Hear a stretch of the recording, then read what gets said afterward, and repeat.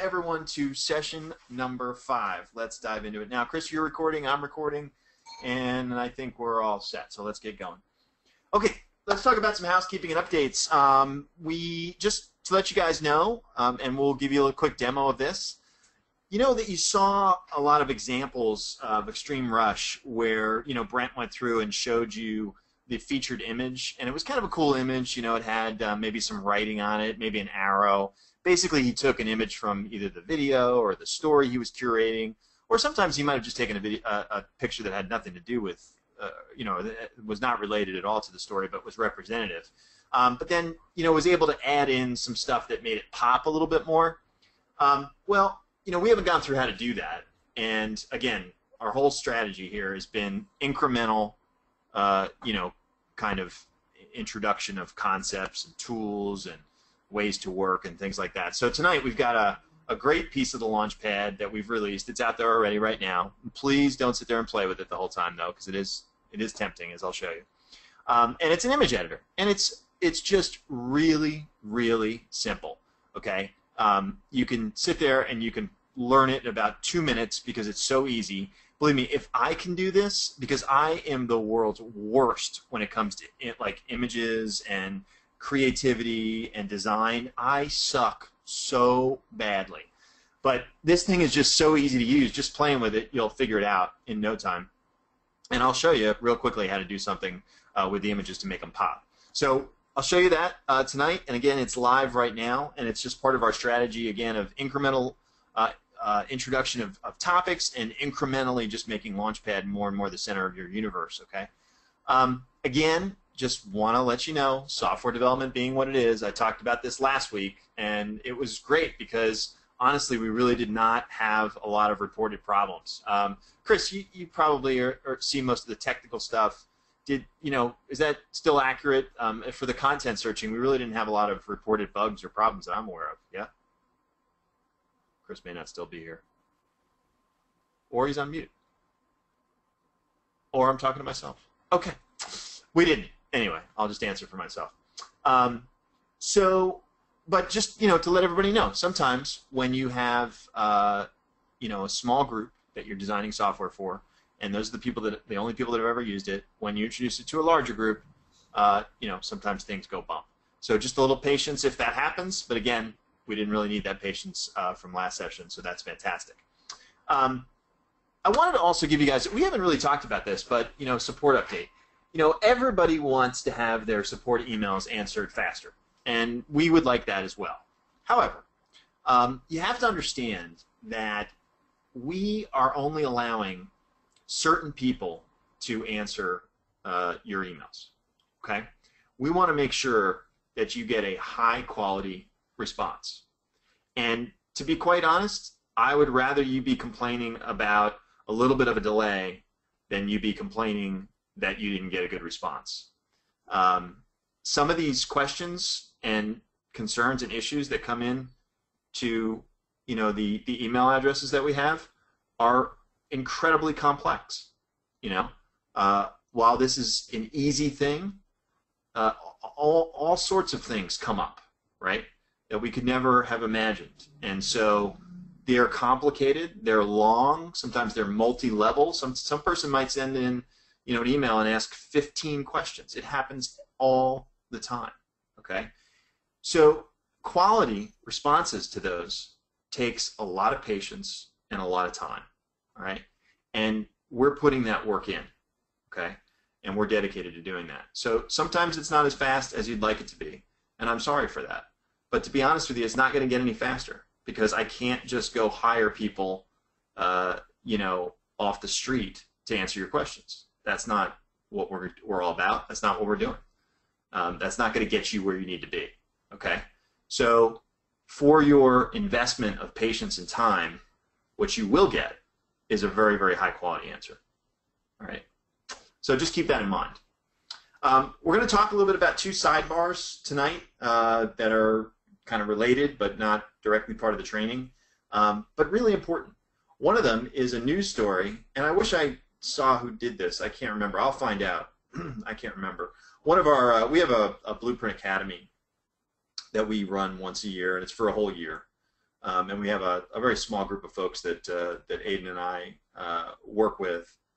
We meet 4 times a year, and it's kind of like a mastermind on steroids. Anyway, they're also going through the 100K factory, and one of them in our Facebook group found this story from just last week that is absolutely fascinating, and we'll take a look at it in a second. But it's essentially a guy who built a site just like the ones we're talking about and just sold it for, I hope you're all sitting down, $100 million. Okay, so we'll take a look at that in a second. Organic like building. Brent's got a friend who's going through the 100K factory, and he built up a really nice following without paying for any kind of likes or doing any like campaigns, and Brent's got a little bit of a case study on how he did it. We're also going to do a new challenge from the training tonight, and some new prizes, and so we'll go over that. So 2 sidebars. So let's take a look at this this news story quickly. Let's see. So, and you guys can take a look at this link. It's on Business Insider, and it's a whole story about this site called Viral Nova, a BuzzFeed-like media startup, which is a fancy way of saying the same kind of sites we're building. Okay, this guy Scott DeLong built it, and it's been acquired by Zealot Networks. It could be worth as much as $100 million. All right. And for a while, Viral Nova was a one-man startup run entirely by him and 2 freelance writers. They were able to grow their website to about 100 million monthly readers without having any full-time staff or raising any money from outside investors. And when you look at the site and when you look at what he's doing exactly what we are teaching here. Okay? This is really cool stuff. And this is just a vindication for all that we've been saying and talking about now for the last several months, that this is an incredible business model. There is no end to this in sight because it's so intertwined with how the internet works and all that kind of good stuff. And just how key this really is and how key that it's all about traffic. And you see it's also put a few Google ads on each page. He monetizes it with AdSense. He uses a couple other networks as well. But you can easily see it when you go to his site. Okay? Pretty cool stuff. Did anybody see this story? Just out of curiosity, other than the folks in our Blueprint Academy?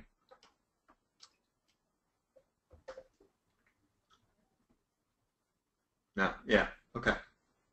Yeah, a bunch of people saw it. So, cool. Pretty good stuff. Excellent. Okay, so let's move on. Somebody said, "Holy crap, you just showed me the money." Absolutely. We certainly did. All right. Brent, I'm going to ask you to just talk about this if you don't mind, because this is your thing. Sure. I'll drive the slides, so because there's only a few of them, but if you just tell me when to change them. I know this was your buddy, right? Yeah, absolutely. He's just just kind of an acquaintance of mine. He found out what I was doing through my wife, and he was curious about it. So he started up a little site here. He took one of the things he's just passionate about. He drives demolition derby cars, ironically. So he says, "Well, I'm passionate about that, so I'm going to go ahead and create it." He just simply said, "I'm following along in the system, and this is what I'm going to do." So he basically did these 4 things here. And he went out and got some organic likes. I never even suggested it to him.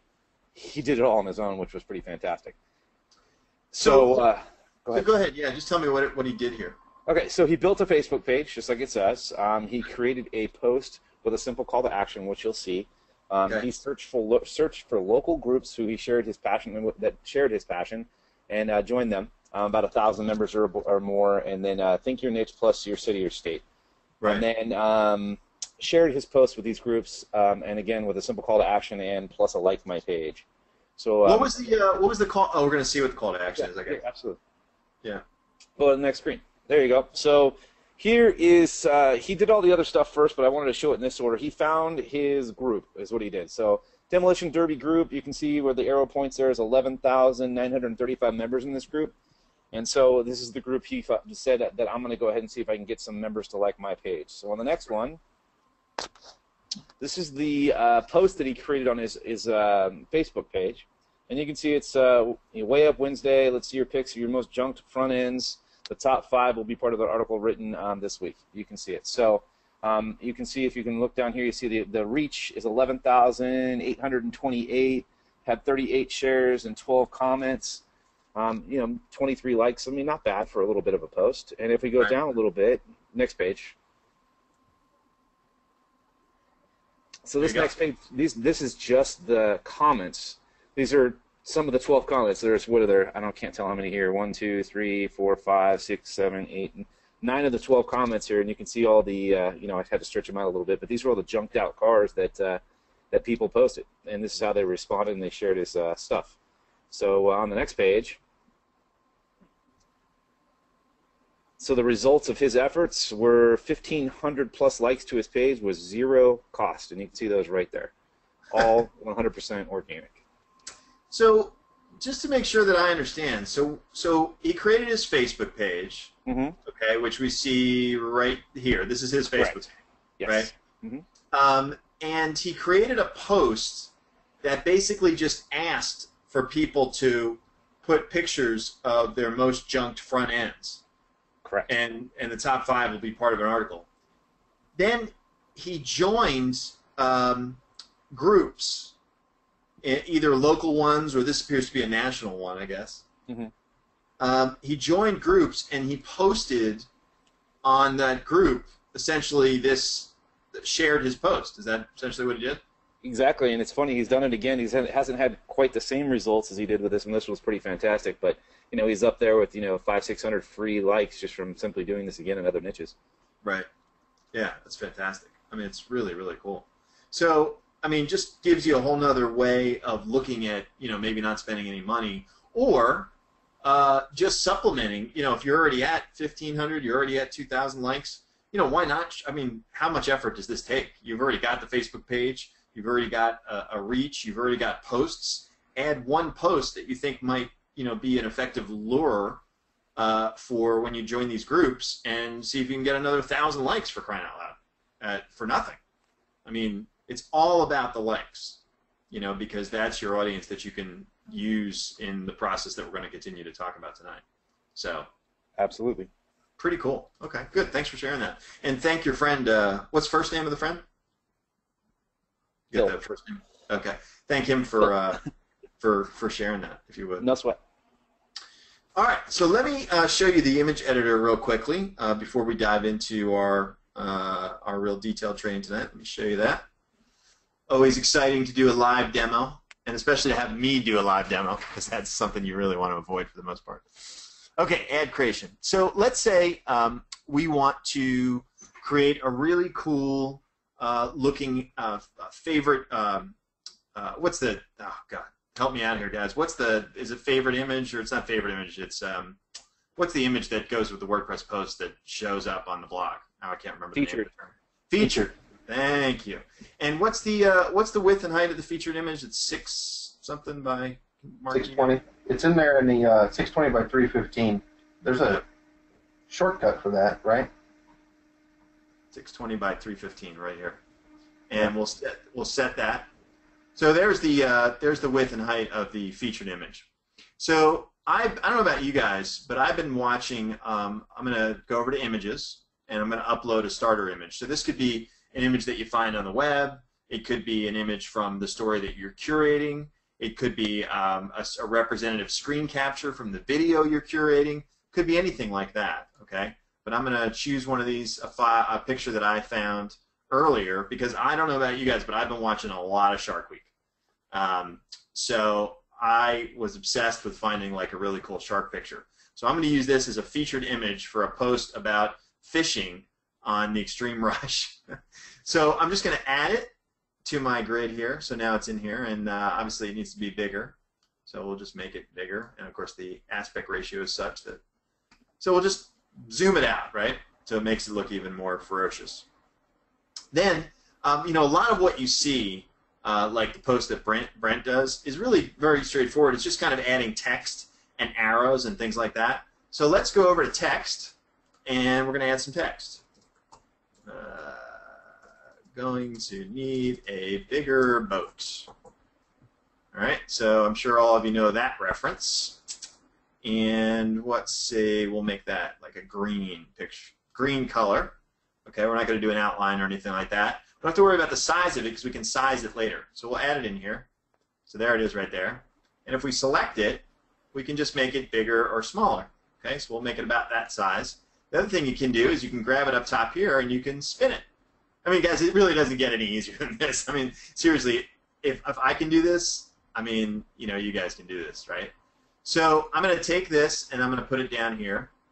All right, and then I'm going to do some other stuff here. I'm going to appetizer, and I'll make this into, let's see, I'll do this like red, and add, and I'm going to make this a little bit smaller, and I'll twist this around a little bit, and I'll make this guy the appetizer. And just for grins, I'm going to add some arrows and stuff. So I'm going to go to images, and instead of uploading an image, I'm just going to go to the image library. And there's all sorts of images that you can put in here. Okay, there's 3D man, there's 3D women, there's arrows. Let's use arrows. And I'm just going to use this one right here and select it, and it pops it in automatically. And then like everything else in the tool, oops, sorry, my fault. I grabbed the image instead. Like everything else in the tool, you can make it bigger or smaller, and you can spin it around. Okay, you got to grab the tail. Spin it around like that. Go like that. And that's all, I mean, literally that's all there is, okay? I mean, you can add text, you can add just regular shapes, and you can do all sorts of things with it. You can use these images and all the ones that are provided for you. Get bullets, buttons, doodles, icons, web elements. We got a million things you can go explore, okay? We got different backgrounds, so you can change the whole background, different borders, animations. There's all sorts of stuff that you can use and play with. But for me, if I were doing this, I would simply be focused on the text and using a lot of these images like these arrows and doodles and things like that, okay? And all you have to do when you're done, you can download this to a PNG or a JPEG. Just hit the download button. It does take a minute or so, and when it's done, it will come up with a little link at the bottom where it says here, the generated file can now be downloaded. So you can press that, and you can see this is the image I just made. Okay? And you can save that as. In other browsers, it works differently. It actually downloads it. But you can just do a file and save as. All right? And it'll save this PNG file. How cool is that? Hopefully everybody thinks that's pretty neat. That's a shark. I don't think that people were actually, I don't think that's really a real shark, guys. Yeah. So, Brent, Mark, anything you guys want to add to this? I mean, for me, it's all about the text and the arrows. Yeah, you got to be careful with the text imaging. You know, just making sure you use the right amount of it. Yeah. So you don't want to overdo it and put text all over the thing. There's a rule that Facebook has. They call it the 20% rule. And if we go back to the tool, you can see the overlay of a grid. Yep. And that grid, if you just click, you can say show grid and unshow grid up on the upper right-hand corner there. Yep. But that grid is basically there if you exceed writing in more than 5 boxes. In this case, Steve has it exactly right. He's got appetizer in 2, and he's got the I can't read it really because it's red and small. I apologize. We're going to need a bigger boat. Okay, so that is it's only in 3, so a total of 5. So we've got that ratio right. They say 20% of the total. So in this case, that would be 5. Cool. Yeah, that's a good point. I forgot about that. That's the whole reason for the grid's existence there. Yep. So. And then one other thing in the upper left-hand corner, there was a shortcut for dimensions. That's important to note. Oh, right yeah. There. Yeah. So all the if you're ever wanting to create pretty much anything, including ads on your own page, pop under square buttons, any ad size that we have shown on the page, you can create your own ads, put them there. Yep. And then obviously you have your featured image and your cover. There's 2 different cover sizes, things like that. That is, I forgot all about that. This tool is cool. Yeah. It's just And then got if you cooler. show them you can show them the image. If you want to take that image and you wanted to gray it out, and did you show them that already, or did I miss No, that? I didn't show it. Yeah, Go to grayscale. yep. You can Invert. grayscale it, invert it. Yeah, sepia. Blur it. Just makes it a little bit blurry. Sharpen. Ooh, geez, the teeth just popped. Yep. Wow. I like that one the best. Yeah, or emboss it. There you go. Anyway, there's, Perfect. I mean, there's a lot of imaging tools out there, and with complexity, with capability rather, comes complexity normally. So all we were trying to do was the whole 80-20 rule and put a very, very easy to use tool in here that can get 80% of what you'd ever want to need to get done, just so you can have it. So I think we've accomplished that. So I'm pretty proud of that. And that is here. It is there right now. So, all right, let's go back to. Before you go, Yes, sir. just a quick note. So, making sure people are asking this is a pretty common question so far. These images are going to be your featured images on your website posts from now on. You don't need to make any special ad images. It's the same image that's pulled over. So we'll show you how to use the featured image in your ads moving forward. Yeah. Yeah, I mean the biggest exactly. There are a couple of people asking why would I use this and stuff, and it is to create those. If you remember, last session, Brent showed a mountain biking story that he curated, and the image that he had. I actually think that image was. I can't remember if that image was from the story or not, but he added in the words bulldozed and with an arrow. And it just, made everything kind of pop a little bit, makes things a little bit more interesting and exciting. So, and then that featured image becomes the one that you actually use when you share the post on Facebook. So, all right. Okay, let me go back. And boom. Okay, so there was our live demo of the image editor. Now, we're going to do a new challenge. And please don't worry if the rules or the objective are not clear yet, because this will all be explained tonight. Okay? But we're going to give away $500 in cash for the first prize, and another Apple Watch, because everybody seems to love those, for second prize, and an iTunes Music gift card of $100 for third prize. So this is going to be called the Post Engagement Challenge. And this will be for the first 3 people to get to 2,000 engagements that cost less than 4 cents per engagement on average. Now, please do not ask me what that means, because at the end of the training session tonight, you will be able to answer that. But we aren't able to answer it yet. So I understand that. Don't worry about it. It's all good. I just wanted to introduce the contest so that you could be thinking about it. All right? So all will become clear as we get through the training today, but the first 3 people to get to 2,000 engagements at less than 4 cents per engagement will be our winners. If you feel like you're a winner, email to our 100kfactoryhelp@gmail.com with a screenshot, and you'll see what kind of a screenshot we're talking about when we get through the training. Please put engagement contest in the subject line. Very, very important. You will not get a reply. There's no reason for us to reply, okay? You'll hear if you're the winner on the webinars. Don't ask any questions in these emails, because they will not be getting replies. And if you don't follow those instructions, you will not be winning, okay? So please pay attention to those very, very simple instructions, all right? First prize will be $500. Second prize, so in other words, the first email that we receive where somebody has, verifiably reached 2,000 engagements at less than 4 cents will be our first prize winner. The second email that comes in will be our second prize winner with an Apple Watch, and the third email that comes in will be our third place winner with an iTunes $100 gift card. All right, so that'll be a lot of fun. Okay, I'm not going to spend much time on this. We've done a lot so far. We've accomplished a lot so far, and in fact, amazingly enough, as I sat here, as we were sitting here, getting ready for session 5, people were actually making money, okay? So that is exciting. Not enough money, not yet, but we're getting there, okay? So what's coming? So tonight, we are going to start the traffic faucet. We are going to start to understand just exactly how We are going to drive traffic to make the people who are making dollars into making tens of dollars and then hundreds of dollars a day. Okay? So we're going to start the traffic faucet. We're going to understand the workflow. We're going to make some money. For some of you, we're going to make some mo money. All right? Next session, we're going to do a lot more examples. We're going to do some hot seats, which we'll explain later. We're going to do some things where we test some other sites' contents. We're going to optimize our ads. We're going to optimize the content for more cash. And we're going to go over a weekly workflow that you should start doing along with a budget.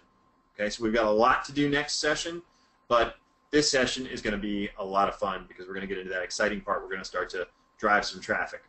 We've got session 7 and 8 out there, okay? We've got additional helper mods that we're bringing. We've got some big surprises. We've got some more optimization, examples, lots of examples, okay? Because this is the key to learning, in my opinion, is examples. And we're going to be wrapping up phase 1 as we exit session 8. And then we're going to begin to prepare for phase 2 and phase 3.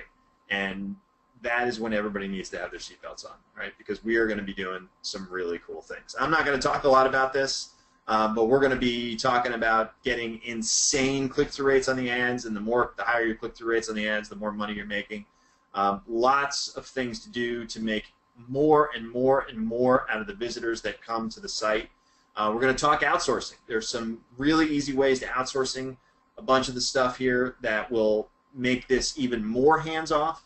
All right, scaling is going to be key. We want to make more money and work less, and that's what phase 2 is all about. Phase 3, we've got a lot more to cover with advanced monetization and Crowdforce version 2 and email marketing, and oh my God, there's so much. And you know, we've got a lot of surprises headed for phase 3. And you know, kind of when we sit around and talk about it, and we sit around and joke, you know, we're like, can we make every other IM product absolutely obsolete? And I think we've got a good chance to do that. There is so much that we're going to be talking about for phase 3. It's going to blow you away. All right, but I don't want to get too ahead of myself. As we've been through this whole process, we've been telling you what's coming. We've been sort of teasing a few things out there so that you understand that we have a lot more to offer you guys, but we don't want to lose our focus, and that is on making money right now. So with that in mind, let's dive into the action items so that we can make sure that we are getting the appropriate training for you to accomplish these. Okay, so the action items between this session and the next one. Number 1, we want to add in the other ads. Add in the other ads. Say that 3 times fast. Into the other ad spots for our 1 minimum standard site at least. Okay, depends on.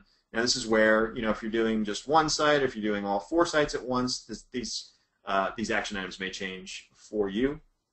But for at least 1 site, the minimum standard site, after we've gotten our AdSense approval or approval from another ad network, we want to make sure that we get all of the ads loaded onto the site before we start driving traffic. It would be good to bring the other 3 sites up to the minimum standards if applicable, meaning if you're not doing that already.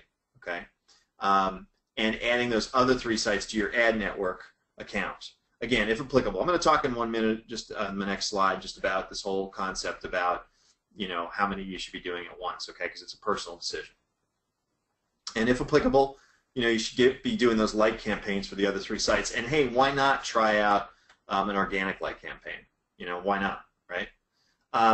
We're going to learn to evaluate posts for engagement and viral traffic opportunities. Okay, we're going to learn that tonight. We're going to learn how to build out a viral marketing ad campaign. We're going to learn that tonight. We're going to learn the start, and only the start, of optimizing the campaign. We're going to learn that tonight. We want to continue posting and sharing on at least 1 site, maybe 10 to 20 stories. We want to evaluate all the posts that you've made and that you're making on an ongoing basis, and we want you to pick your best one. And we'll show you how to pick it, but it's going to be by click-through rate, okay, as defined by us. We'll explain. Okay, so we're going to have you evaluate all the posts that you've been making, and we're going to have you pick your best one. We'll show you how to do that. And we're going to have you build 1 viral marketing ad campaign. Okay? Now, you know what? Let me turn this just 1 second. I'm going to pause my screen because something is bubbling up down here. Let me just turn that off. Bear with me 1 second. I apologize.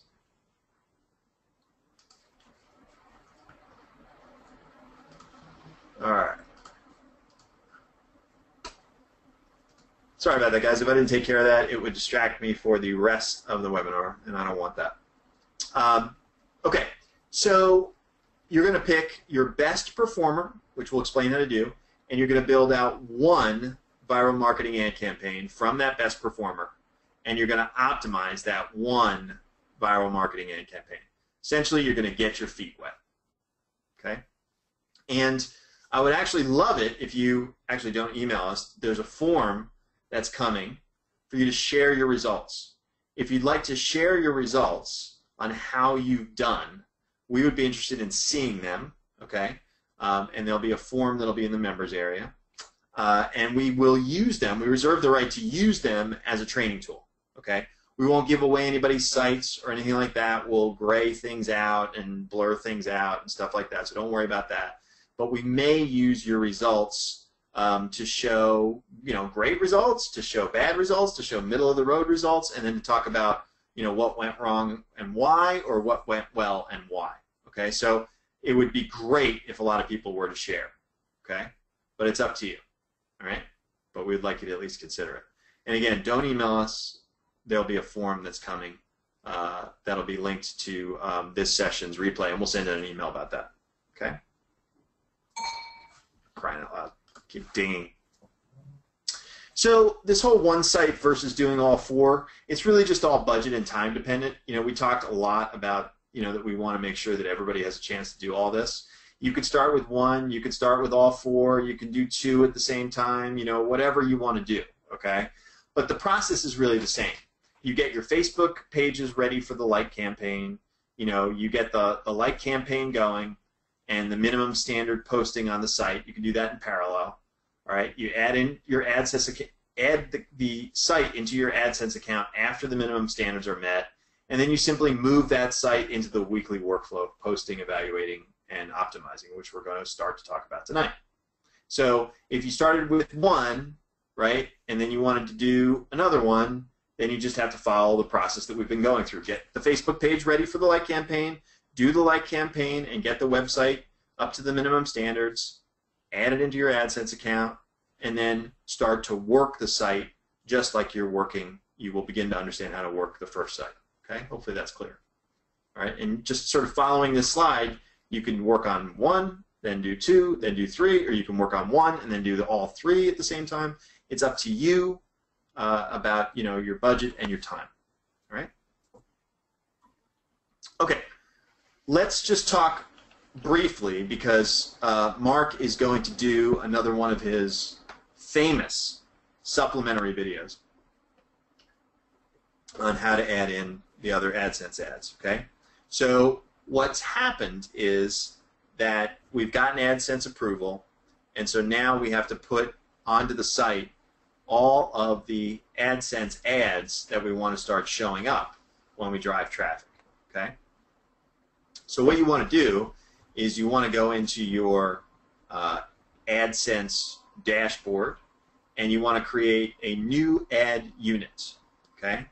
And you'll want to do this 3 times, okay, for each of these 3 different sizes, okay? The automatic size, the leaderboard, and the large rectangle. And you can name them, maybe the best thing to do would be to name them website, and then, automatic responsive, website leaderboard, website large rectangle. And by website, I mean the name of your website. Okay. Mark, do you have a different naming routine there, or would that be sufficient?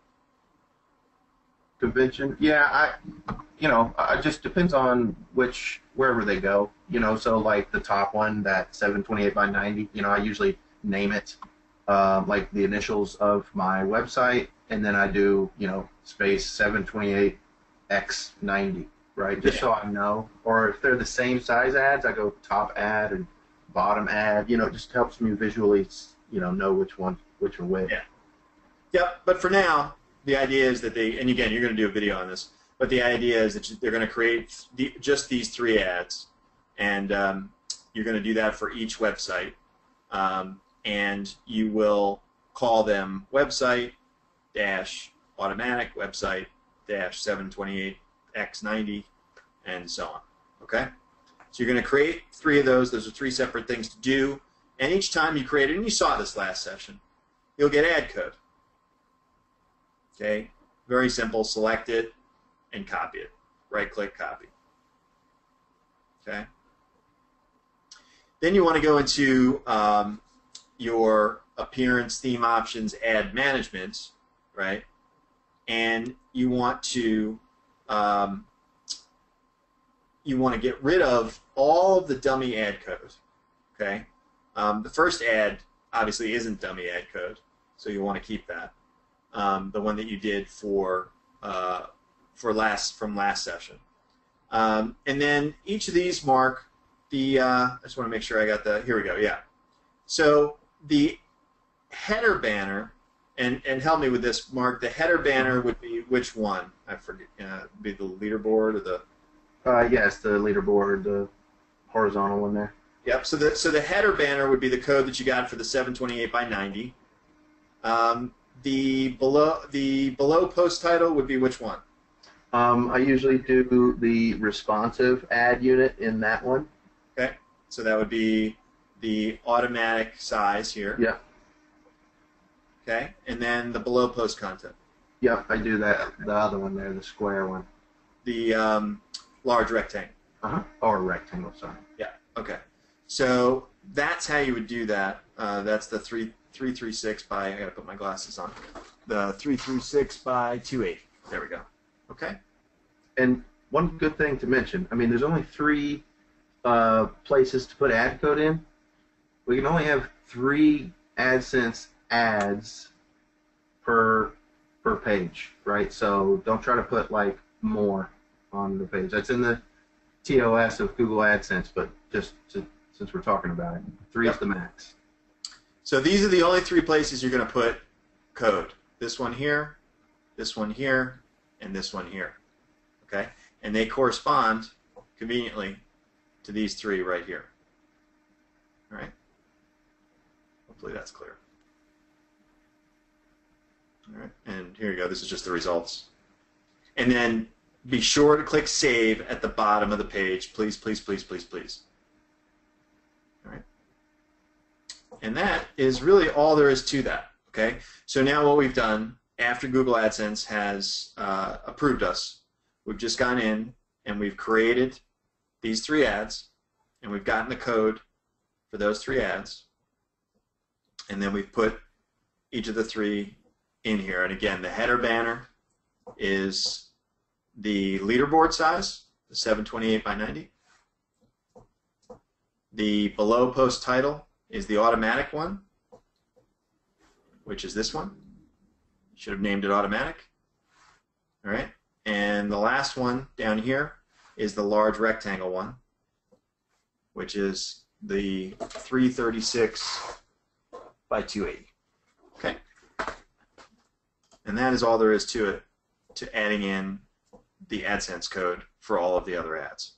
So now, even though you've only put it in there 3 times for that site, all pages that anyone goes to will start to see targeted AdSense ads to them. All right? Good stuff. Okay, let's see. Any Mark and Brent, I know you guys are kind of behind the scenes. Answering any questions? Anything we need to address before we move on?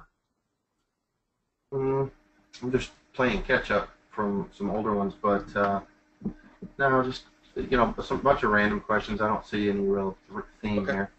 Okay, sounds good. Okay, so let's go jump into the weekly workflow. Okay. This is what it takes to make money with these kinds of sites. This workflow right here. And obviously we're going to dive into this much deeper, but let's just go through it at a high level first. Step 1. Post interesting content on your site and share it on Facebook. I think we've been doing that a lot, and we sort of know how to work that. Step number 2 is we started talking about this, but we're really going to talk about it tonight and just lay out the metrics, the very specific metrics that we want to track. So step number 2 is monitor the engagement of the stuff that you're posting. Basically saying, hey, how is everyone reacting to this stuff? What's happening out there? What's my audience thinking about?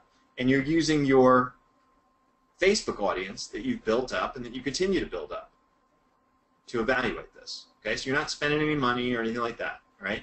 What we've done is we have the tool that's kind of the first layer of filtering, the content tool, and the content tool is saying, look, this content's hot. People will like it. And that's fine, but we'll only believe the tool so much. Then we'll post it, and we'll see what's really happening with our specific audience. All right? So step 2 is monitor their engagement, and we need to be ready to jump on the quote-unquote good ones. Step number 3 is we're going to build viral ad campaigns around the good ones. So obviously we're going to answer the question, what is a good one? We'll answer that very shortly. And then we're going to answer the question, how do I build a viral ad campaign? And then we're going to monitor and optimize the viral ad campaigns ruthlessly. Okay, because it's all about building the traffic to as high as it can be and the cost as low as it can be. Okay? And it's essentially just rinse and repeat. I mean, that's it. This is the model at its core. Now, next session, there's going to be a lot more detail about, okay, well, how many posts do I make? On how many sites? How many per day? How often do I monitor? How many step 3s do I do? How often do I monitor the step 4? And so on and so on and so forth, so on. What do I do each day? You know, that we will cover next session. But for now, okay, let's worry about, we already know how to do step 1. Let's worry about how to monitor engagement, step 2. Let's worry about how to build one viral ad campaign, step 3. And let's worry about how to monitor and optimize one viral ad campaign ruthlessly, step 4. Okay? That way, if we learn how to do it and we do it, then when we sit down next session and we say, okay, we're going to do X amount of posts per week, we're going to monitor this much, we're going to take the really good ones, we're going to build X number of these, you'll be prepared. Okay? So that's what we're going to do. So let's talk about step 2. We already know how to do step 1. I don't think there's any confusion around that. We've spent a lot of time about that. We've got a great tool that helps us figure out what to post. So let's talk about, all right, well, the tool told me to post this. I posted it. How do I know if it's any good? Well, it's really all about how many people are taking the time to click on the link and go visit your website and look at that traffic, and look at that piece of content. So what we want to look at is a version of a click-through rate. We basically want to say, we want to look at a ratio between how many people have seen this and how many people have actually clicked on it. Okay? And that is click-through rate, that ratio.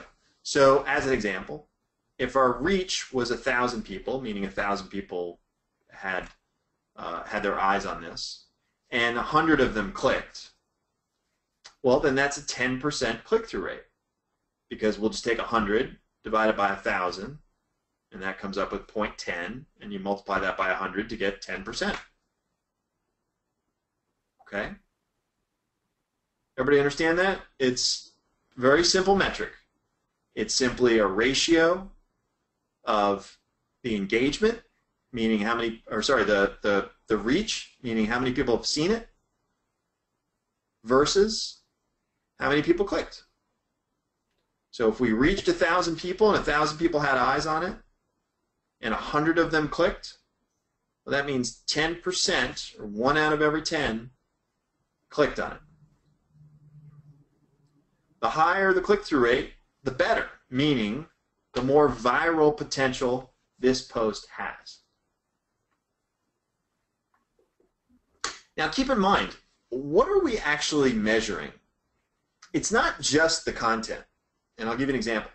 if we had the world's greatest story, but we had a really crappy picture or headline, well, probably the click-through rate's not going to be any good, right? Or it's not going to be as good as it should be. So we're really measuring the whole package here, which is great because it takes away the complexity for us. We really don't have to worry about it. We know it's a winning package.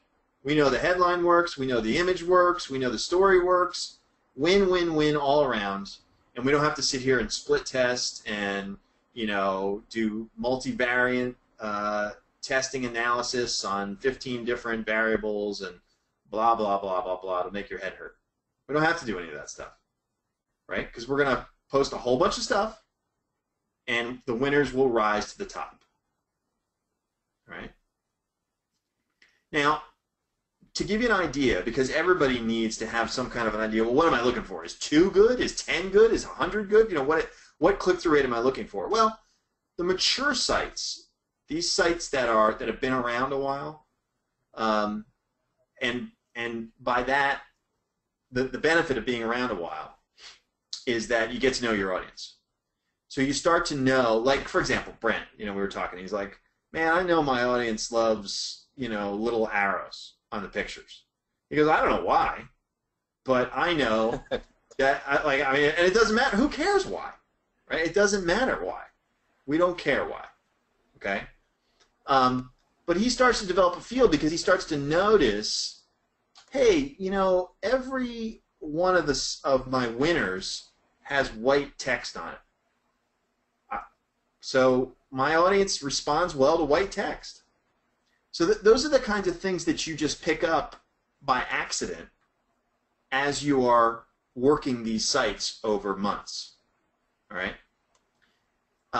And so if you have a new site, like we all do here, you know, the benchmark is somewhere around the 5 to 7%. That's that's a good winner, you know.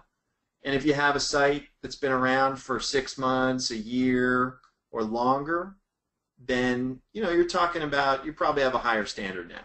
It's probably going to be 10% or higher. Now, it's super niche and age dependent. You know, I mean, there's just some niches are more clickers than others.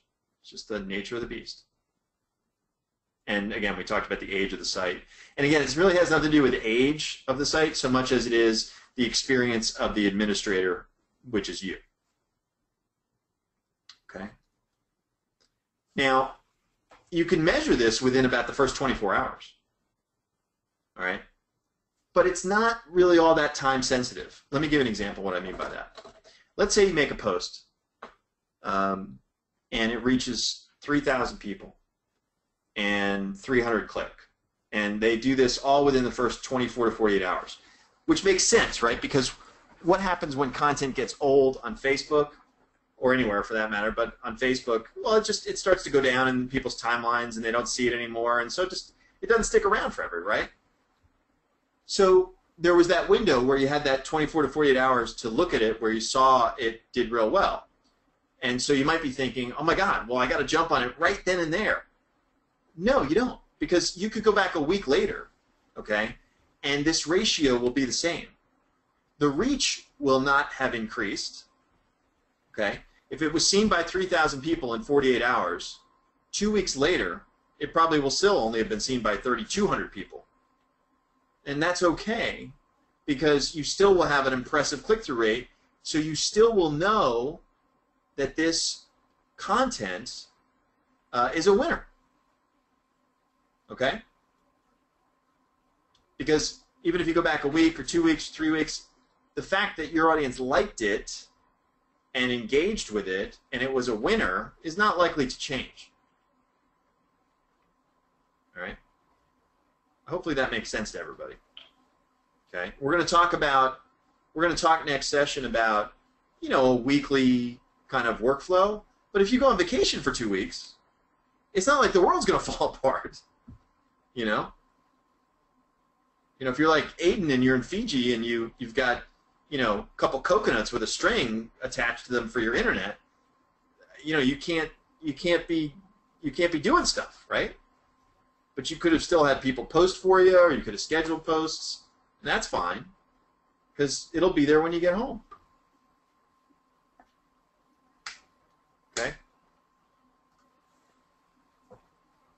So let's talk about some examples on monitoring engagement.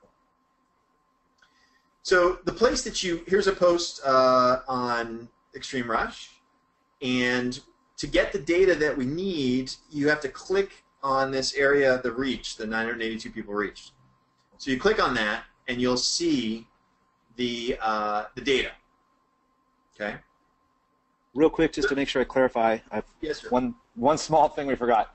You need to be logged into Extreme Rush to see those numbers and to be able to click those numbers. Just one small distinction. Okay, thank you.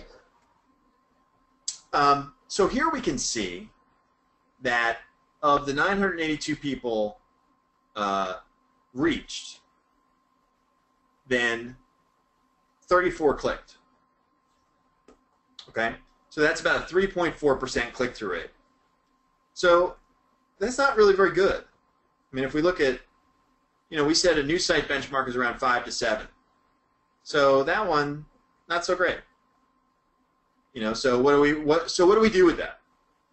Do we go, oh, geez, let's change the image, let's change the, well, we could, but we're not going to because we don't want to work that hard. All we're going to do is move on to a different post. Okay? And this one isn't that good either. That's okay. This one got about a 2.6% click-through rate. All right? But let's take a look at this one, which is one I want to look at. I was looking at this going, what the hell? 7.1%. 34 link clicks out of 478 people reached. Well, there's a winner right there, folks. Okay? And, this is just an example of a much bigger one. You'll see we have a couple of different examples of much bigger stuff, because the bigger you get, the ratio doesn't change, just the numbers get a whole hell of a lot bigger. You'll see some staggering numbers in a couple minutes. Okay? So this is clearly a winner and could have been something that we went with. But it wasn't our best one, and unfortunately we didn't take a damn picture of it before we started the viral ad campaign. But the best one was higher than this, which I'll show you in a minute. So this is step 2, and it's as simple as this, okay? Step 2, monitor the engagement and find your winners. So you're going to monitor the click-through rate, and you're going to know that your winners for a new site, your winners are simply the best and the highest click-through rate, okay? That's what your winners are, right? The only reason I give you these benchmarks is because, if you're kind of below that all the time, then, maybe there's something wrong, okay? And maybe there's something more fundamental to address, all right? Because this is what we see all the time. So there's not necessarily any magic to that 5.5 to 7%. It's just if you really are consistently below that, then something's wrong. But your winners are just simply the highest ones. And so for us, we just had a bunch of examples, 3.4, 2.6. This was a really good one. So that was a winner for sure and could have been a winner, but there was one that was higher. And this is just another one that gets more traffic. Another winner, too. So what we're going to do is we're going to pick our winners, and we're going to build viral ad campaigns. We're going to just basically pick your best posts. Now, I said ensuring that they meet the benchmark. Again, I want to just stress that, you want to make sure, especially for this first one, don't just pick one that you see has 3%. Take a look at all the things you've been posting and all the things you're going to post maybe in the next couple days.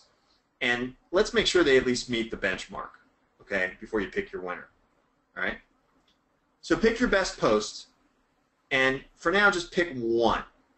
Next week, we're going to talk about how many and, workflow and budgeting and how much to post and how often to look at engagement. We're going to get into all that. All right? But for now, just pick one like we did. Okay? And we'll show you that in a minute. And then build out your first viral ad campaign, which I'm going to show you how to do right this minute. Now, this is so true. They are worse than Google. What you see on the screen will change, unfortunately. and some people will see different things, for God's sakes. So we're going to do the best we can. I'm sure Mark stands at the ready to do other videos if we need to.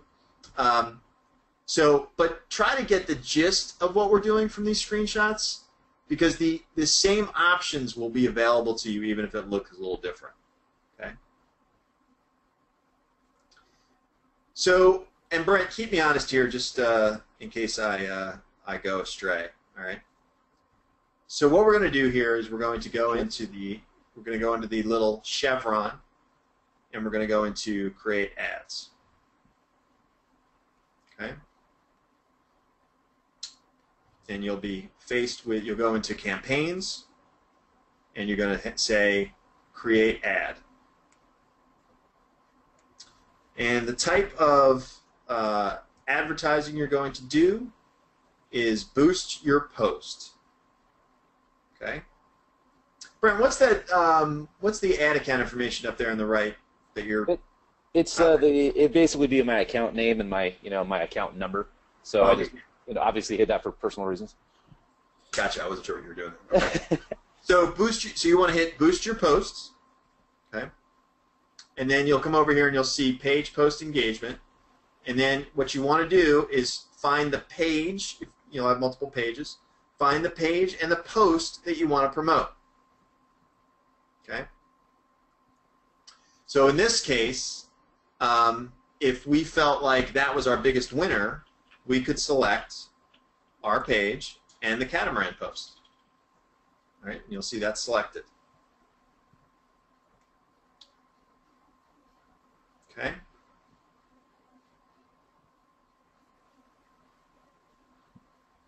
So once we get to this next step here, then what we want to do is go over to the interests, and you want to use the same interest that you use to build your audience.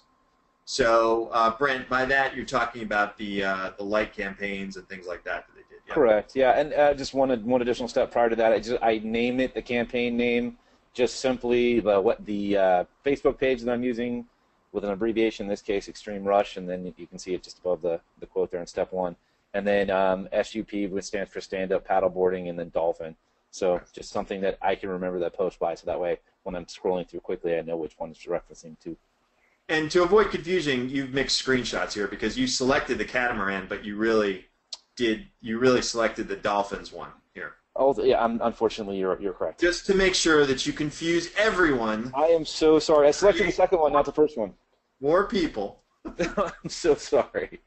Okay, so pretend that this one is selected. Dolphins. Yes. Sorry. Yes, I did. Smack you one of these days. I know. Yeah, email Brent personally. Don't email support for that. At the end, I'll give you a bonus email address. Oh God! All right. Then, as Brent said, an abbreviation for the website dash an abbreviation for the post that you're promoting. Same exact step we did the exact same thing for the campaigns for like campaigns. So it's the same thing, following right along. Yeah. And then the interest that you use to build your audience. In this case, you're really talking about the because people are going to be confused by this. You're really talking about the interest for that particular post, right? In other words. Well, I did a like campaign for stand-up paddleboarding, so I already know that they're part of my audience. Gotcha. And so I just so let's say you had organic gardening.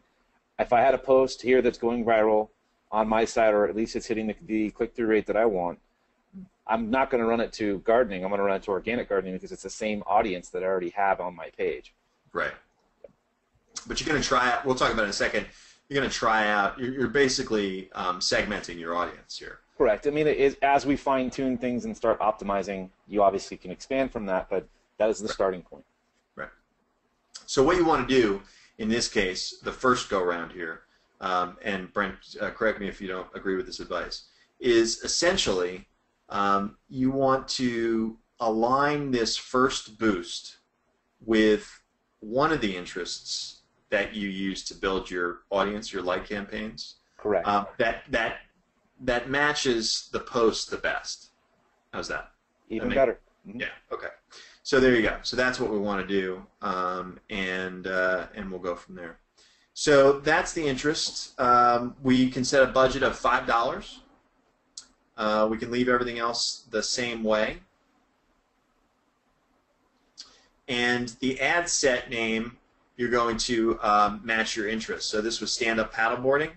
So you basically just abbreviated that with SUP. Correct? Yes, sir. Mm-hmm. Yep. And don't worry about the estimated daily reach. Okay. So stand-up, whatever abbreviation you want to make for the interest, and you'll see why this is important later. And then just put a number after it. That's fine. Okay.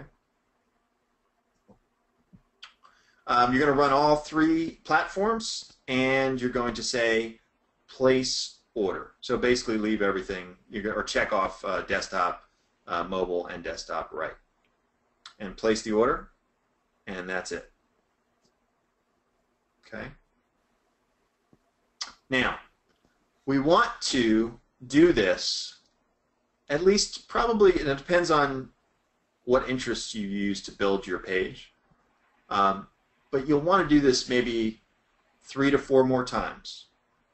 So you can create similar ad, and then you can, but you'll do exactly the same thing, except when you get to interests, you will use a different interest.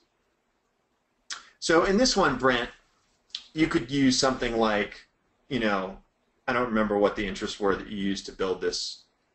Sure, I could use surfing, I could Right. use wakeboarding. You know, there's anything that I've built my page around so far. Right. So things that you can imagine, like surfers would probably be interested in this, for sure. Mm-hmm. Now, some of them, let's talk about, because I do think this is an area where people are going to get a little confused. Let's talk about that one where the catamaran was going. Mm-hmm. Okay. Now, clearly, there isn't any interest that we probably built our page on, except maybe boating. Did we use boating? I did not. Okay. So what interest would you start with? Gosh, that's a tough call. I probably would choose the interest that's the largest that I've had, so the one that I've had the most likes from. Okay. In this case, ironically, that would be base jumping for this site. Okay. And then I probably would follow it up real closely with other water sports like surfing. Probably surfing would be a really good one, even though I don't have that many yet. But and then the paddleboarding, since they're both kind of like ocean-ish kind of things. And that's a really good example of where this may not make sense to people. Right. But it makes perfect sense if you think about it. Because that catamaran that we saw, okay, got huge levels of engagement, right? So clearly, the people that are base jumping fans that liked our page for base jumping like that video too, Correct. or you know, like that content as well. So there's nothing wrong with, if we don't have something that we can like line it up with, just doing exactly what Brent just said. Start, because we're testing. So start with the biggest audience that you think you have. Hell, you don't even have to be right, because you're going to do 3 or 4 of these. And then segment your audience after that with the other different interests that you use to build your audience. Okay.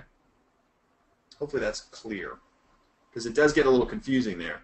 The good news is you can't really screw this up, because as long as you're using an interest that you use to build your page, right? Then you know you're going to reach. You already have proven to a certain extent that these people like this kind of stuff. You are correct. Yeah. Yeah. All right. So that's what you do, folks. We've identified a best post, and for now, let's just worry about one. All right. You identify one. We're going to pick just one, and we're going to build our first viral ad campaign. We're going to go into Create Ads, Campaigns, Create Ad, Boost Your Post. We're going to select the right page and the right post, unlike Brent. We're going to select the actual right post that we wanted to select. All right. We're going to name it with an abbreviation of the page.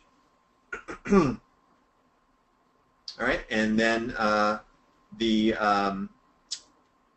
abbreviation for the actual post. Okay. Some additional questions here. You can choose, obviously you can choose your locations based on your audience that you're trying to target. If you chose to run your like campaign to New Zealand or Australia or Europe or whatever it might be, of course you're not going to want to run it to the United States. You're going to run it where you got your like ads from. You can adjust these ages. I just choose not to because I didn't choose that when I selected the like campaign. And then I don't choose no behaviors, no additional interest. It's one interest per ad set. One interest per ad set. That's very important. Yeah. Okay. You're going to do. I don't know. Ever know how to get rid of this? You're going to do $5 daily budget, and you're going to match the interest. The ad set name should match the interest. That way, when you look at this, you can, and you're evaluating them, you can see, oh, the stand-up paddleboarding is doing great, but the people who are base jumpers, it's sucking wind. So you'll know. You're going to run it on all 3 platforms. You're going to place your order, and then you're going to create similar ads, probably, maybe 3 or 4 more times for 3 or 4 more interests, but that will be heavily dependent upon what you've used to build your site out. Okay? And here you would do exactly the same thing, except you would change the interest, and then you would change the ad set name.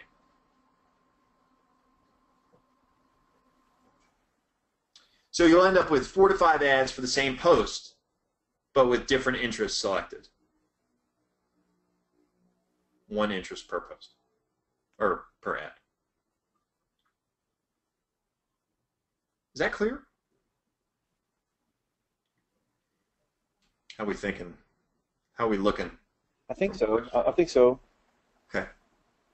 All right. Yeah, the budget, there's a lot of questions about budget. I mean, of course, fit these within your budget. You can go as low as $1 per ad, US. So, I mean, make it fit the budget. So, we're just testing interest here to see which one does the best. But we recommend $5 a day on these. And one thing to note: do not do this until you've got your ads running. We really didn't. We weren't crystal clear about that. But as long as you do this with your ads running, you'll make money on your ads. Right? We already have people making money without doing this. So, okay. So please make sure that your ads are running. Do not do this unless you've completed the other steps. Very, very important. All right. Okay. So here's just an example. This was our best from Extreme Rush. This was the best click-through rate. And, it just gives you an idea of what we're talking about. You go from a reach of, let me just see if I got that other number back here. 478 people reached and 34 links as a representative good ad. And you go from that kind of order of magnitude to basically 20-fold, or more when you start to do these posts and they start to go viral. All right? So we're just going to give you some examples. This is what it looks like after you boost them, after you start the viral ad campaign. Here's another one. You can see this one went even crazier. 1,800 clicks, meaning 1,800 visitors to your site, by the way, folks. Right? Lots of engagement. And then here's where they start to get really big. This is what's possible, folks. Look at this one. 350,000 people reached. 68,000 visitors to the website. Ay caramba. This is doing exactly the same thing. Exactly the same thing. All right, it's just a matter of, growing these sites and aging them and starting to know what works and what hits. Okay. Now the one on the right here, Mark, I don't know if you know which one this is from. Is that the one that, this is the one that makes 10K or 20K a month? Which is this one? Do you know? I don't even know. Oh gosh, that one's I think the 10K site. So Okay. The reason I asked that is I'm trying to give an order of magnitude of yeah, earnings to kind of what the posts do. yeah. I didn't So, really want to put the ginormous ones on there, like the yeah. ones that are multiple millions that people reached. I Yeah. do have them, but Yep. No, no. Yeah. I just wanted to like give people a frame of reference. Yeah, this is the one that only makes 10 grand a month. Right. only. Yep. So anyway, it's just interesting numbers, and you can extrapolate from that. Well, if I want to make 2 a month, then I probably just need, 20% of those numbers, and whatever. So you can start to understand what these numbers mean. Well, here's some bigger ones. There are some bigger ones out here. These are pretty big. Pretty big. Yeah, it's funny. All these are still running too. So I mean, Yeah. Yeah, not, and over time, they will lose their effectiveness. At least theoretically, they normally do, because things just kind of fall off. Things that were interesting viral stuff, just disappears and is replaced with new interesting viral stuff. That's just the nature of the beast. Right. That's why we have this ongoing process that we follow. So. And after so long, if it's a whatever catamaran surfing a wave, right? I mean, every boater is going to have seen that after 6 months of of being online. Every Right. boater is going to have seen that somewhere. You know. Exactly. Hopefully, there's a lot of boaters. it was a sad day. I did have to turn one off that was about 3.5 million in reach, and I had to do that in January just because the click through wasn't there anymore, and Right. it wasn't converting. So Right. And we'll talk about what we're looking for in a minute. But these are the kind of stats that we're looking for, and we'll get to exactly the really, really important one in a second. But you start to look at the lower the cost per engagement, obviously the better. The higher the click-through rate, the better in general, but not always. I mean, at the end of the day, this metric right here, the cost per post engagement, is the one to watch. Because you'll see some very successful posts in a minute that have low click-through rates. Okay? But the cost to get the engagement, which means ultimately the cost to get the visitor to your website, is low. And that is all that matters at the end of the day. All that matters is that we are getting low-cost traffic to your website. And keep in mind, okay, that as people start sharing this, right, and as people start commenting on it, and other people see it in their timelines, and then their friends see it, and so on and so on and so forth, those clicks are not as a result of paid advertising. And so they drive this overall per post engagement cost down. Right? Hopefully that's clear. As you're paying the same amount of money, okay, but Johnny shared it with his 25 friends, who shared it with their 25 friends, who shared it with their 25, you only maybe paid for Johnny. Okay? So the rest are gravy, are still being counted, but the overall cost goes down. So you'll see initially the cost is higher, and then it goes down. Okay? These are the kinds of metrics that you'll be able to see. Okay? And let's talk about what we're looking for. This is step 4. We want to optimize for a cost per post engagement of less than 4 cents. Okay, the lower the better. The lower the better. Now this is why we said at the beginning that the contest is the first person who gets to 2,000 engagements for less than 4 cents. Okay, because you can pay for engagement, you can pay $50 per engagement, and you can get to 2,000 engagements. But the key is, right, to make sure that you pick your best posts. In this case, your best post, 1.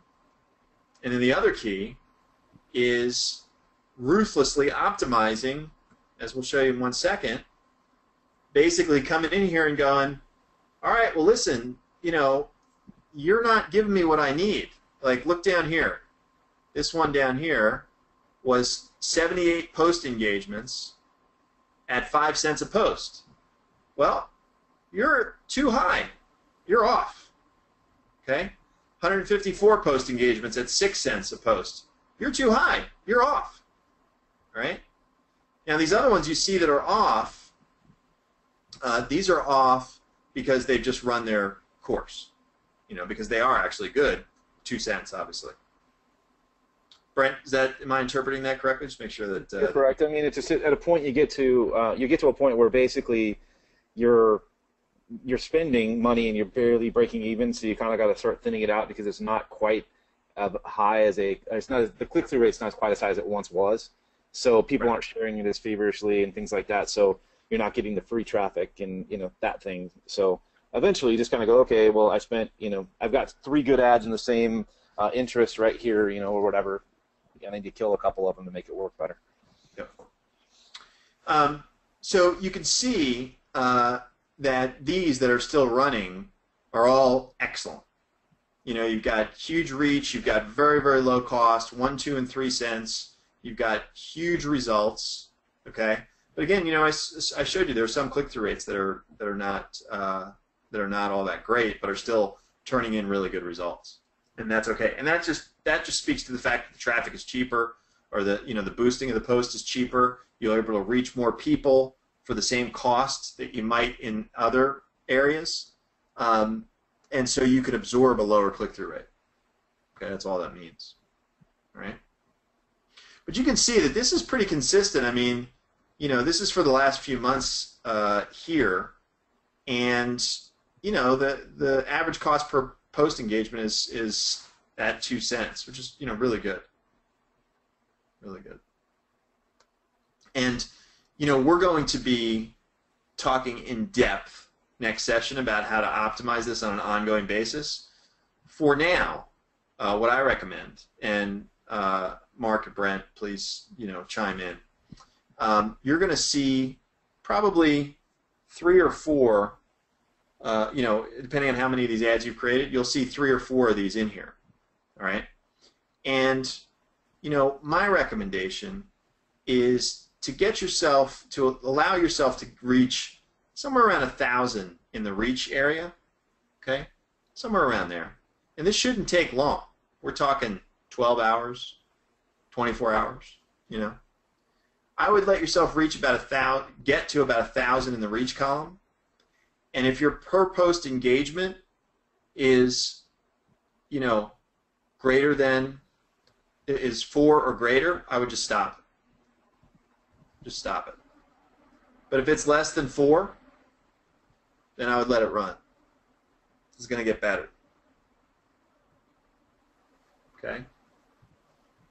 And we haven't talked a lot about, looking at the revenue and because that's an important step, obviously. However, chances are very good that if you're down to about 2 cents or so per post engagement, you're going to be making a profit off just this one ad. Okay? Assuming you have your AdSense running and all that kind of good stuff. Now, believe me, we're going to take care of that even more in the next couple sessions, but for now, hopefully you kind of see how all this fits together. For now, what we want is for you to get some experience in following the 4 steps, and then we will scale those 4 steps. All right, and we will also make them a little bit more complex, and this one is the one that needs more complexity, the optimization part. For now, I would follow the path of get to around 1,000 in the reach area, which shouldn't take long. If your per post engagement, is, if it's 4 cents, you might want to leave it for a little while. But clearly, if it's more than 4 cents, stop it. Okay. And see if you can get yourself down to 1 or 2 that are really kicking ass, and get down to these kind of numbers, penny, 2 cents, that kind of thing. Just some more examples. This is from February through July. Okay.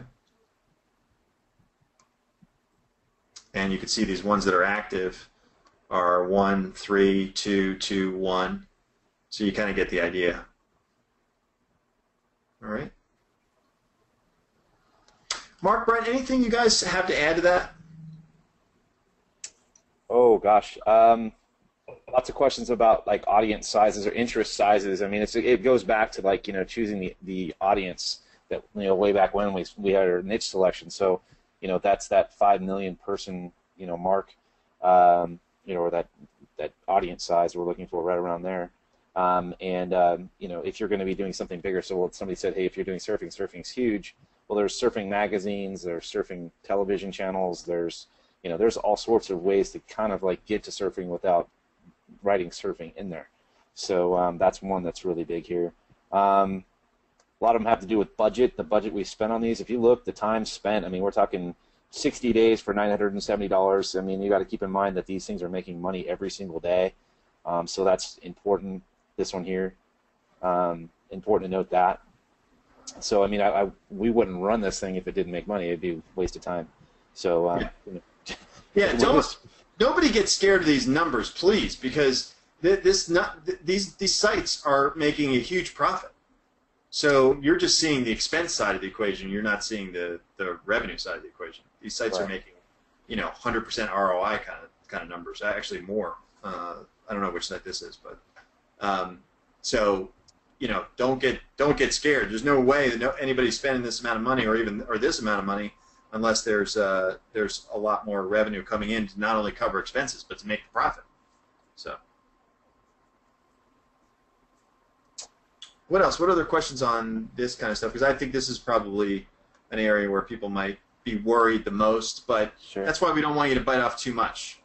So a lot of questions about like why are some of the 1-cent ads or 2-cent ads turned off?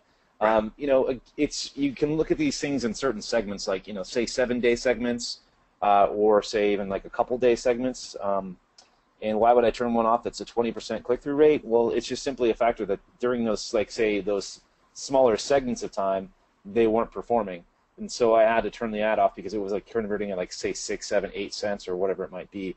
So you're seeing it spread over time. I mean, we have a lot of ads here, and and when they start out and they're super, super hot, we're like, there's sometimes that it'll be like 10 engagements per penny. So, I mean, we've seen it, I've seen it on my personal sites up to like 35, 40 engagements per penny when it's a super viral post. So, then they just kind of skew back to 1 penny when things go bad.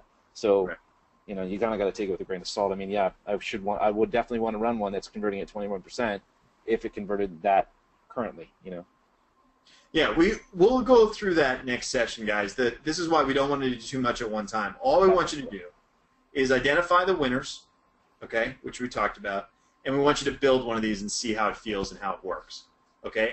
And we're only 7 days away from the next session, so nothing's going to go crazy. You're going to optimize down. And you're going to get stuff that's running at less than 4 cents. And if you have your ads running, you're going to be fine. Okay. And so your exposure is nothing here. Okay. So don't worry. And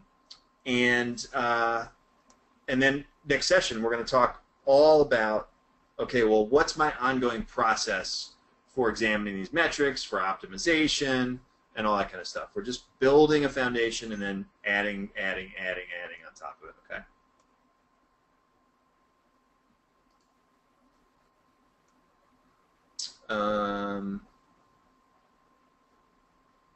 So just a lot of questions, like a lot of little specific questions on setting up and running and doing these things. So again, I'll put together a slow, in-depth video on all this because I can't answer all these questions coming in this fast. Okay. The step number 4 out of the 4 steps that we have here. Okay, let's just go through them real quickly. Right. Step 1, we have nailed. No problem at all. Step 2, monitoring the engagement and ready to jump on the good ones. I think you guys already get that out of it. I mean, it's not that complicated. Step 3, building the viral ad campaigns. I'm pretty sure most people already got that. Step 4, much more complicated, okay? We've only talked about a tiny little piece of this whole monitor and optimizing the viral ad campaigns ruthlessly. And we're just looking at that cost per engagement and telling you what to do for the one set of ads that you're going to run, all right? So we have much more to talk about, but luckily we have more sessions. And so we'll get much, much more in depth on this. And by the end of session 8, you're going to be a ninja on this stuff. Okay, you're going to know exactly what to do. You know, every couple days or whatever. You're going to know exactly what to follow, what workflow to follow. Okay, so don't worry. We just want to walk, and then we'll run. Okay.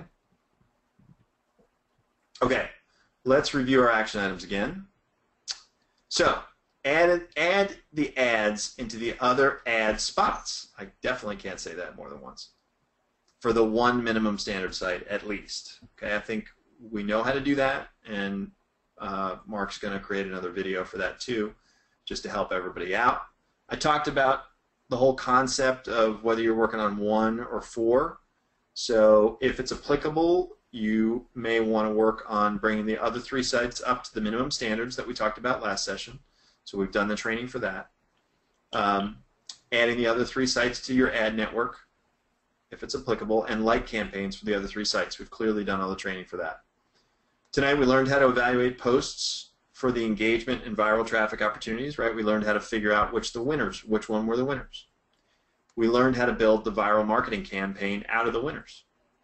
And we learned the quick start, at least, of optimizing the viral marketing ad campaign by managing to that 4 cents or less number, okay, and starting to turn ads off if they were getting out of hand. We clearly know how to continue to post and share on at least one of the sites. Hopefully, again, we learned how to evaluate the current posts and pick the best ones by click-through rate. Certainly you learned how to build the viral marketing ad campaign for the best performer. You should be able to do that, and you should be able to do the optimization.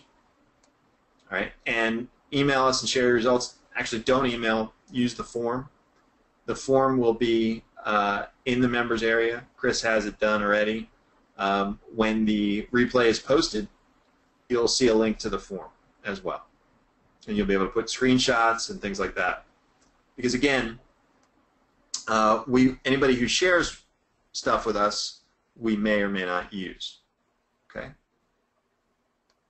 And don't forget the contest. And that brings us to Q&A for session 5. All right. Let's take a look. Mark, Brent, you guys have anything like very specific, or should we just kind of run through some of these things, or what? Lots of questions. Okay. All right. Mark, some of those you're going to have to handle about the AdSense stuff if you got anything general. I don't know if you do. How do we add the other 3 websites to our AdSense accounts? Mark, you want to take that? Yeah, I'm sorry. What was the exact question? I was reading another question. Yeah, no worries. Sorry about that. How do we add the other 3 websites to our AdSense account? So the way once your initial AdSense account is approved with that initial website, then all you really need to do is just generate some ad code. That's why I use a website kind of initials or name in my ad naming convention. But just generate some new ads and place them on your other website, and AdSense will know. They know everything. They just will automatically know that that's been added to your account, and then they'll go through a much quicker review. But they'll go through a little review deal and go through it. So. Okay. So this is an interesting question. So, and somebody already answered it, but I think that it probably deserves a different kind of an answer. So Lisa says, okay, so I'm confused. Way back in week 1 and 2, we were told to identify 4 sub-niches that belong to a single niche build 4 Facebook pages for sub-niches and 4 websites for the sub-niches.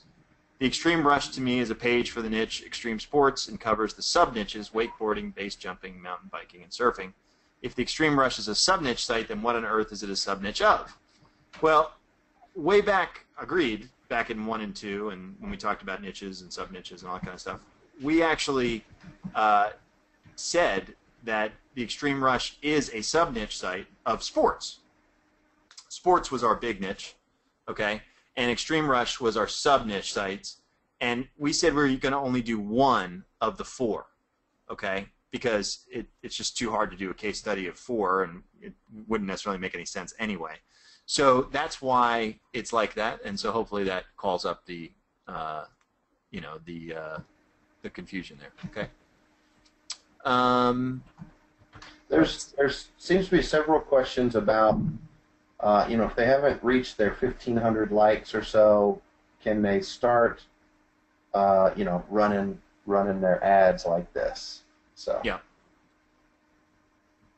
I think that if you only had 1 like, then it's going to be pretty hard to identify the winners, right?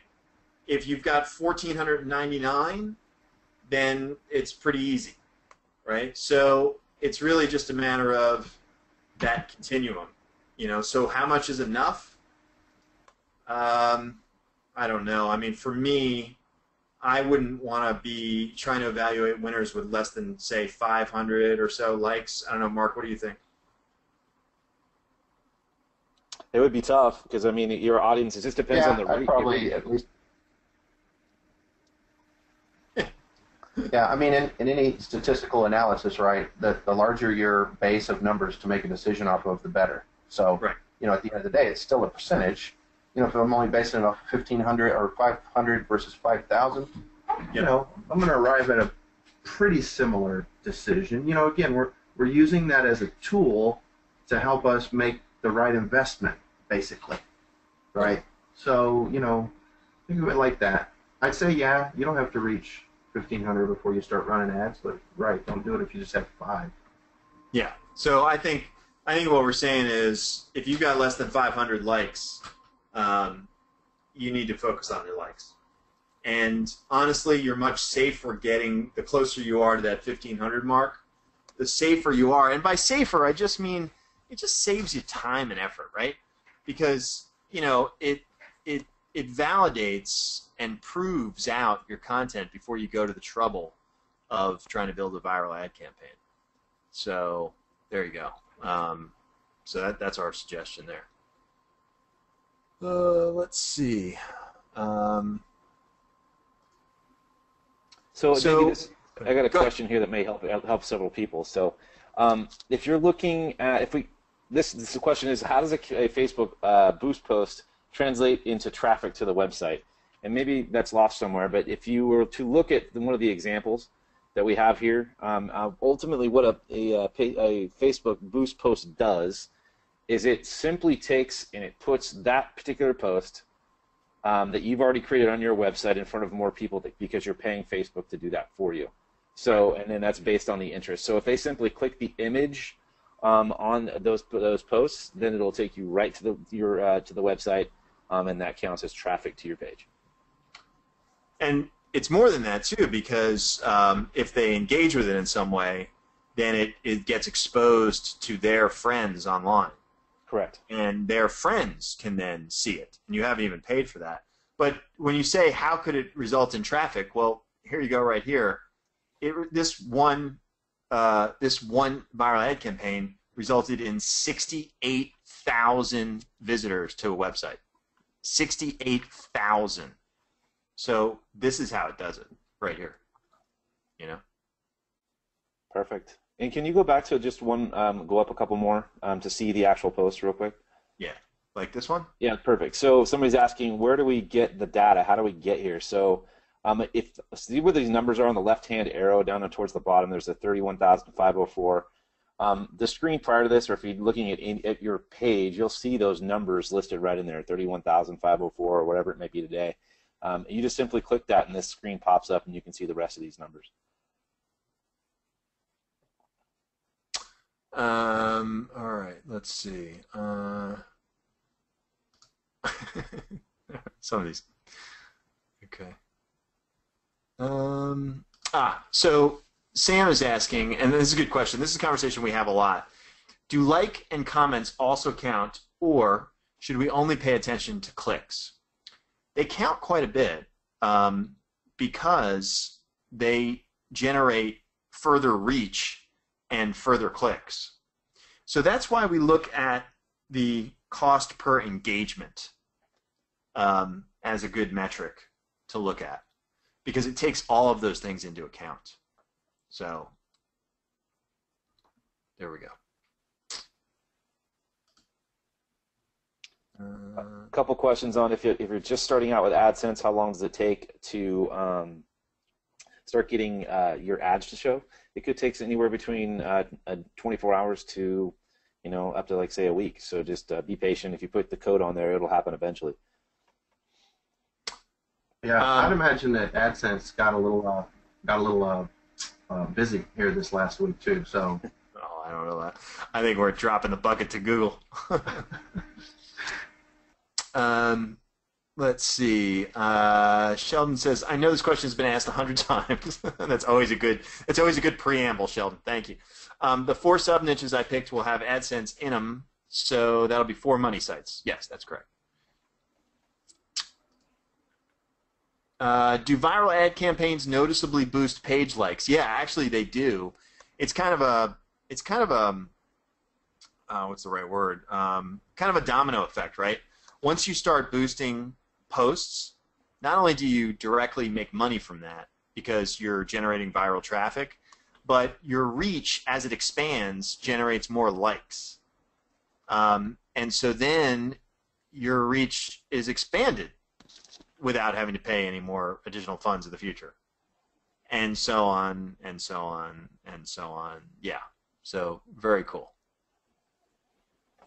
I like this question. It's a question about the catamaran post, the surfing post. Yeah. It says, why would I put my targeting around base jumping and not just chase straight after boaters? I guess is the long and short of the question. Yeah. Well, simply put, is that my site's about base jumping and other adventure adrenaline type sports, kind of like X Games style stuff, and not about boating. So therefore, I already know that the people that are interested in adventure style stuff like that particular post. So therefore, I'm able to just kind of extrapolate that if I focus my attention on base jumping as an interest, I can go ahead and get that same result or similar result. Mm-hmm. There's a ton of questions about and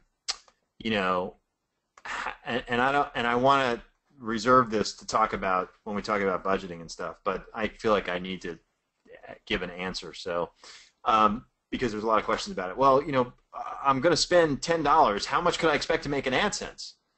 Well, if you spend $10, you could reason, and this is incredibly variable. Okay, number one.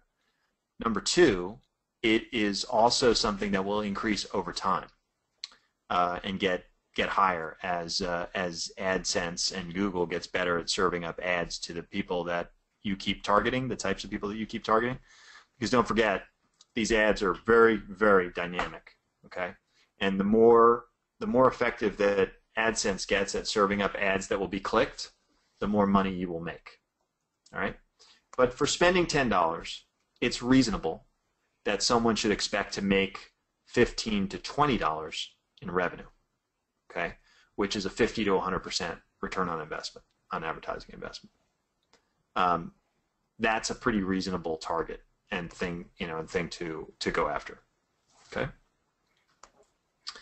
All right. Let's see. Just in case you didn't say it enough, yes, do not boost a post until you have AdSense on the page. That's the best course of action. You'll just be, there's nothing there to monetize. So wait till you have AdSense running before you boost a post. So Cindy says, I have 482 likes out of 3,864 reaches, which is 12.47%. That seems pretty good, right? It does, except I want to make sure that we're really, we're measuring the right things, okay? So first of all, we're not talking about your like campaign when we talk about picking out the winners. Okay? So if that's what you were talking about, that's not, it's good, but that's not what we're talking about tonight. All right? We're talking just about your posts. And when we talk about the ratio, the percentage that we're looking at, we're not talking about likes.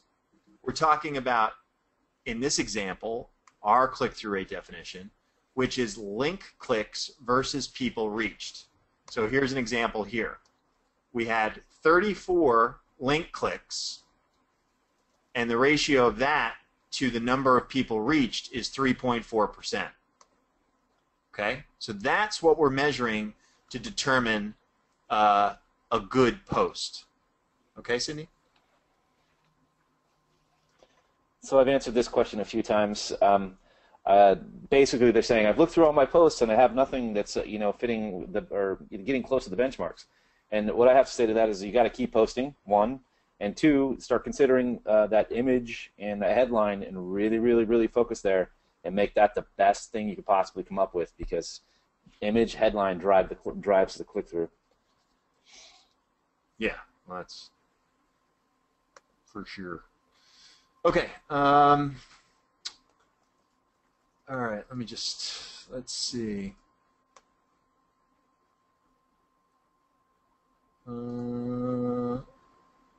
Just looking for stuff that's, The difference between post clicks and link clicks or other clicks.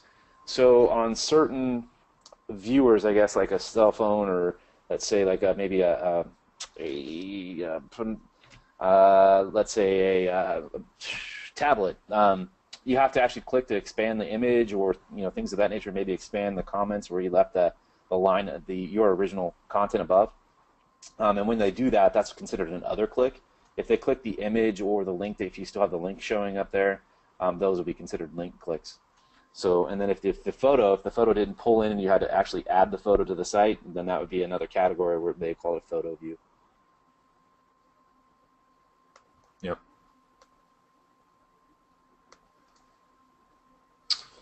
All right. Like I said, I'm just looking for. Let's see. It's we've still got a couple more minutes. Oh yeah, Dory's got those. This is great. I love seeing this already. Dory was one of the ones that I think was already making money too, so that's great. She's got one post with 782 reach and 95 post clicks, so that's 11%. So that is phenomenal. So that's definitely. I mean, I don't know what your other ones are like. I mean, like maybe that's not even your best one, but it beats the best one on Extreme Rush. So for sure. That's fantastic. Definitely want to see how you can make out with that one, or if you have any better ones, Dory. So that's pretty cool. Here's a question: is if I change my featured image on the website, will it change the image on the Facebook post? The answer is no. You'll have to go and repost that if you want to change the featured image. And Cindy came back with. Now she's measuring the right thing. So she's got 71 clicks out of 586 engagement, which is 12.12%. She said, I'm boosting that post. I'm like, okay, well, that's a good winner right there. So that's fantastic. Good stuff. So we've got a couple people that their posts are not so good. Like my best post is 2% or whatever. And I think we have been talking about some ideas around that. But, please also make sure that you do have enough likes, because, again, if the law of small numbers is such that you flip a coin once and you could extrapolate that it's going to be heads every time, and we know that's not true, right? So that's the law of small numbers. You don't have a population sample big enough. So that's definitely a concern. And you guys have been saying about the headline, right, that's definitely something to be concerned about. It's the headline and the image, really. Yeah, I mean, and you can, if you use the content tool, we haven't really got that far, but you can see what other people are putting for their headline and their images if you just simply click the Facebook button next to the post on the content tool. I can show you. I'll make a little post for you guys for the content to put up on the thing to show you what I mean. Effie says 121 reach and 20 clicks already. He goes, heater. That's good. And no, it's not Dory Friend. It was I don't remember Dory's last name and I lost it, but no, it's not Dory Friend. Okay, Janet, still confused. Building 1,500 likes to the page or likes to the post? No, it's just to the page. So we did a whole section on building a like campaign before we moved forward. That was way back in session, I don't know. Um, and so we're talking about getting that number of likes to your page so that you can evaluate posts. Sean is saying, does that mean that AdSense will not pay me if they don't like my site that month? No, no. No.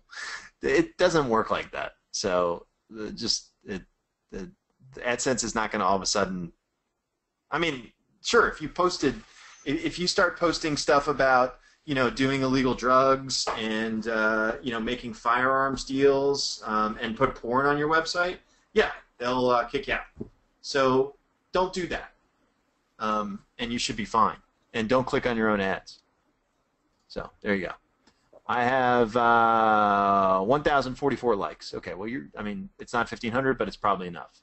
Okay, so a lot of people asking about like resources for killer headlines. I'm sure that I have something in my swipe file. I will take a look for that because I'm almost positive I do. I'll look for that. And for the person asking what the headline is, we're talking about, if you're looking at the screen now, it's the death road in Bolivia almost claims sorry, it's behind the screen here, base jumper's life again. That's the headline we're talking about. So the better that is and the better the image is, the better off your results will be.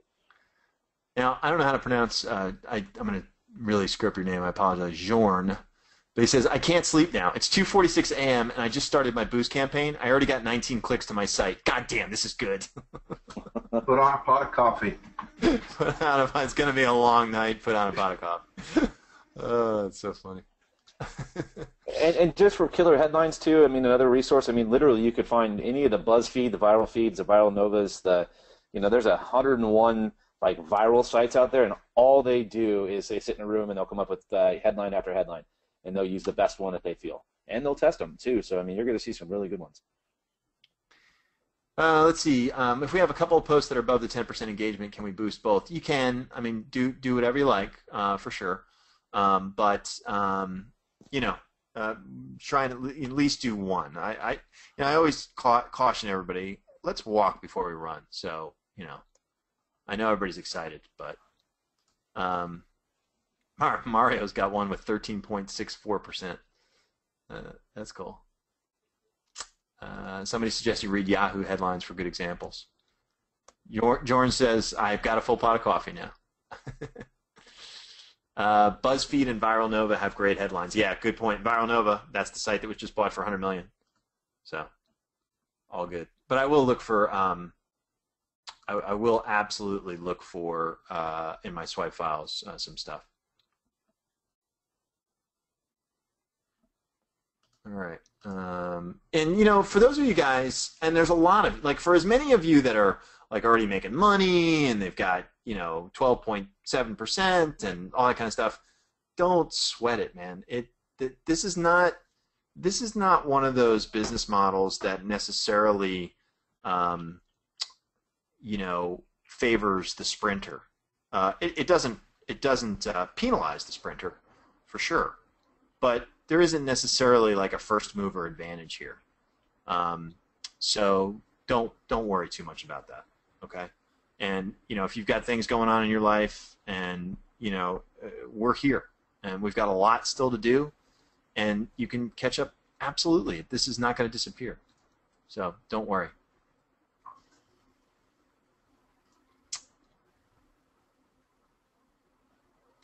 Let's see. All right. Well, I think we're in pretty good shape here. Yes. Okay. So please, yes, do this. First step is to fill the ad spots on the website. Then boost the post. Yes, yes, yes. Please let me say again, do not run a boost post or viral ad campaign without having AdSense all set up on your website, or you're not going to make any money. Okay? And we went through how to do that. And yeah, if you've got like 200 likes, you need to focus on that first. You definitely need to focus on that first.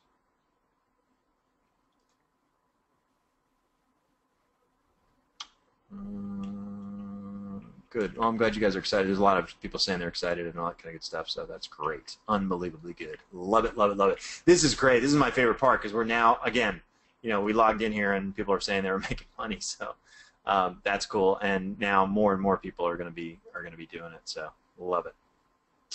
All right, good. All right, well, you know what, guys? It's we're knocking on 2 hours now. My voice is going, so I think we're going to call it here. And we will, take it from here, all right? So remember, please remember to take a look at your action items and focus on them, okay? I mean, you can always do more stuff, but it's designed really to, just get you to walk before you run, okay? I mean, that's really what I want you to make sure that you do, all right? So I would encourage you to follow just the action items, focus on finding one winner and building one viral marketing campaign, okay? All right, guys, we will see you soon, and please remember the contest and all that kind of good stuff, and we'll go from there. We'll talk to you all soon. Take care.